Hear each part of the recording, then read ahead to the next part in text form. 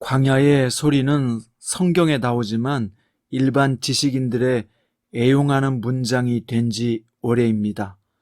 주로 자신의 주장이 외면당한다고 할지라도 처리하지 않고 계속 그 뜻을 펼쳐나갈 때 쓰여지는데요.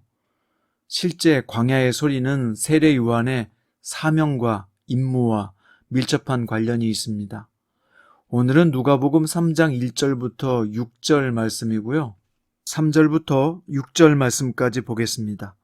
요한이 요단강 부근 각처에 와서 죄사함을 받게 하는 회개의 세례를 전파하니 선지자 이사야의 책에 쓴 바 광야에서 외치는 자의 소리가 있어 이르되 너희는 주의 길을 준비하라. 그의 오실 길을 곧게 하라. 모든 골짜기가 메워지고 모든 산과 작은 산이 낮아지고 굽은 것이 곧아지고 험한 길이 평탄해질 것이요 모든 육체가 하나님의 구원하심을 보리라 함과 같으니라. 아멘. 오늘 말씀의 제목은 광야에 외치는 자의 소리는 지금도 있어야 한다 입니다. 예수 그리스도의 사역을 본격적으로 하기 전에 예수 그리스도의 길을 예비하기 위해서 보냄받은 세례 요한의 사역이 오늘 본문에 소개되고 있는데요. 그의 사역을 통해서 우리는 예수 그리스도의 사역이 갖는 의미를 발견할 수 있습니다. 요한이 활동했던 시대는 디베료가 로마 황제였습니다. 당시 유대 땅에는 안나스와 그의 사위 가야바가 차례로 대제사장을 맡고 있었는데요. 그들은 종교 권력을 등에 업고 유대 나라를 통치했습니다. 이때 하나님의 말씀이 광야에 있었던 세례 요한에게 임했습니다. 광야는 선지자가 등장하기에 적합한 장소로 생각했으며 엘리야가 떠난 장소이므로 새 엘리야인 세례 요한이 선지자로 등장하기 적합한 곳이었습니다.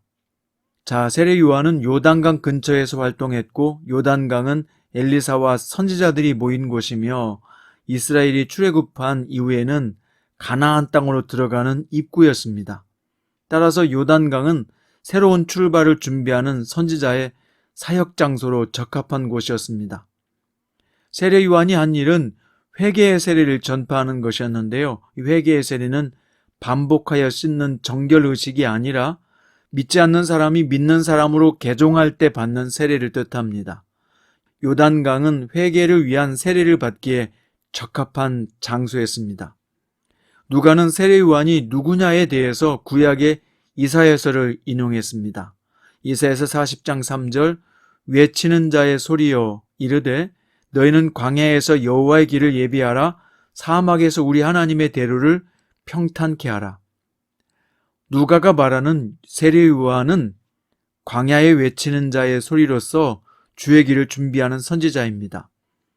당시 쿰난 공동체도 자신들이 광야에 외치는 소리라고 여기고 광야에서 거주하며 율법을 공부했는데요. 실제로 하나님의 말씀은 세례 요한에게 임했고 세례 요한을 통해서 새로운 출애굽이 준비된 것이죠. 그래서 결국 어떻게 된다는 겁니까? 누가는 이사야서 40장을 인용하여 모든 육체가 하나님의 구원하심을 보리라고 했습니다. 여기서 보다라고 하는 단어는 참여하다라고 하는 뜻이고 모든은 많은 뜻입니다. 따라서 이 말씀을 통해서 누가가 말하고자 하는 것은 광야에 외치는 자의 소리인 세례 요한의 사역은 많은 사람에게 구원을 가져오시는 예수님의 사역을 위한 준비의 길이었다는 것을 강조하고 있는 것입니다. 그럼 이 말씀은 이 시대에 우리에게 무엇을 말하고 있으며 우리의 삶에 어떻게 적용해야 할까요? 세례 요한이 요단강에서 사역을 시작할 당시 세계에는 쟁쟁한 사람들이 포진해 있었는데요. 본문에는 7명의 인물이 등장합니다. 디베료, 즉 티베리우스 카이사르, 로마의 황제입니다. 본디오 빌라도, 그는 유대의 총독이고요. 헤롯 빌립 루사니아는 팔레스타인 땅의 다른 지역을 다스렸던 왕 중에 하나요. 안나스와 가야바는 성전에서 활동하는 대제사장들이었습니다. 그들은 모두 유대 땅과 팔레스타인에서 모든 것을 결정할 권한을 가진 권세자들이었습니다. 그런데 성경은 그들을 주인공으로 다루지 않아요. 기껏해야 조연이고 아예 엑스트라처럼 취급해버립니다. 지금 그들은 세례 요한의 사역을 소개하기 위해 등장하는 엑스트라에 불과한 것이죠. 마치 그들은 고속도로의 위치를 알리는 표지판에 불과해서 쓱 지나가면 끝입니다. 세상의 관점에서 본다면 세례 요한은 볼품없는 가난한 선지자에 불과합니다. 그런데 성경의 관점에서 보면 그 권세 있는 자들은 죽으면 다 먼지가 될 사람들입니다. 아무것도 아니란 말입니다. 우리는 이렇게 성경을 기록한 관점을 통해 알 수 있는 것은 무엇입니까? 핵심은 뭐냐면 하나님께 관심이 없는 자는 하나님도 그를 귀하게 보지 않는다는 것이죠. 사무엘상 2장 30절의 말씀에 보면 나를 존중히 여기는 자를 내가 존중히 여기고 나를 멸시하는 자를 내가 경멸하리라. 하나님은 광야에 있었던 세례 요한을 불러내어서 막중한 사명을 맡기셨어요. 바로 예수님이 오실 길을 준비시키라는 엄청난 영광의 직책을 맡긴 것입니다.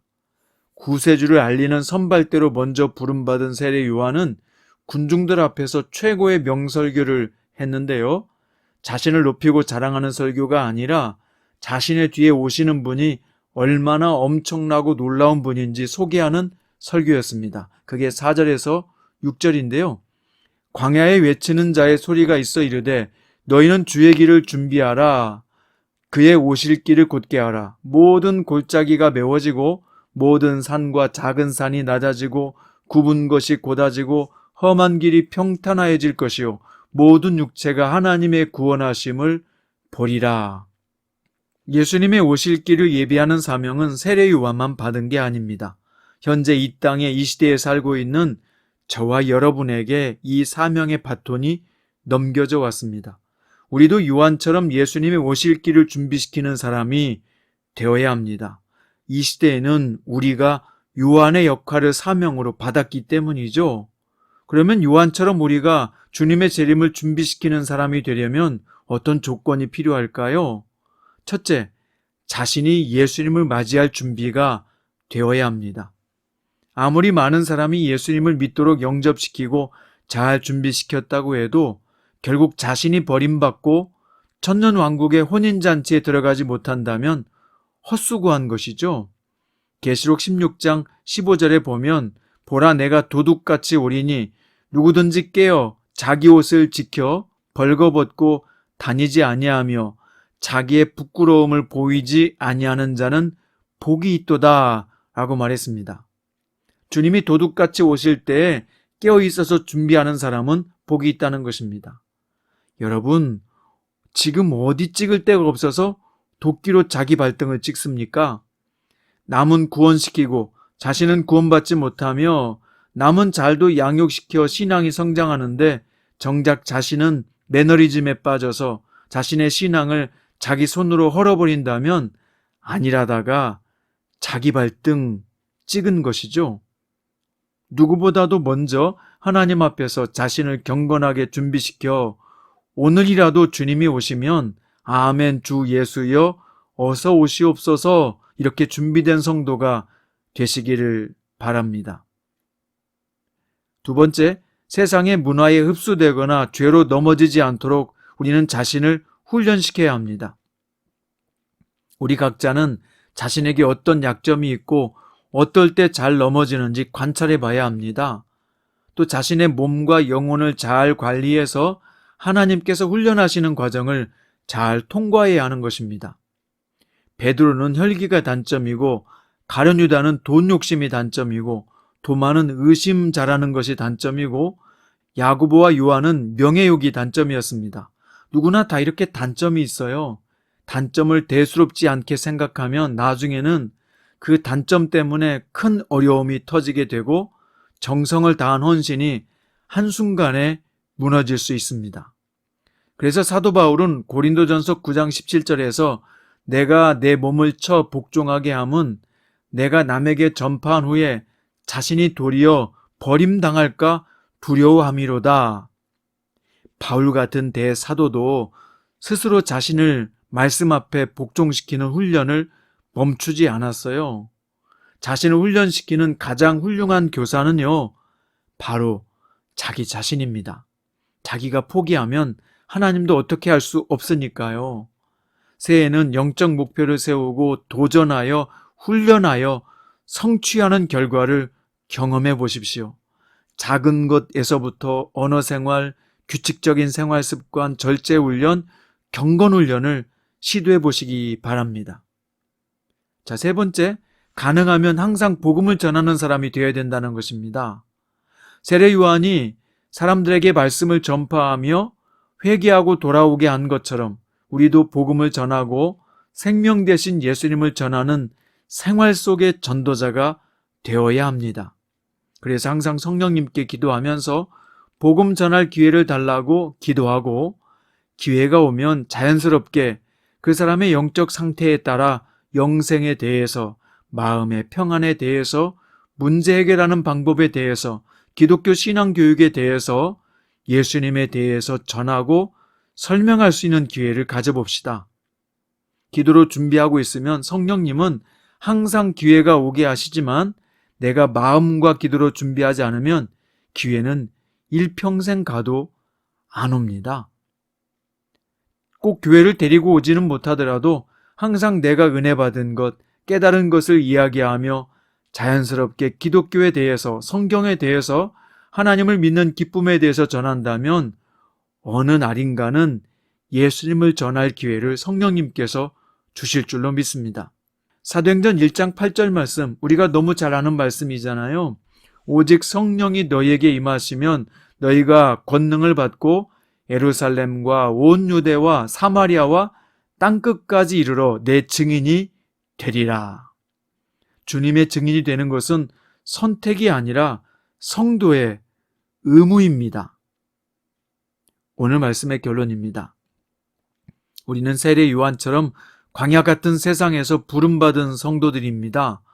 광야에 외치는 자의 소리가 사람들을 깨우치고 회개의 세례를 받게 하고 예수님을 만날 준비를 시켰던 것처럼 우리도 영적인 광야에서 허덕이고 있는 현대인들에게 복음을 전하여 생명을 살리는 사명을 감당해야 합니다. 복음 전파는 아무리 어렵다고 포기해서는 안 되는 주님이 우리에게 맡기신 직임입니다.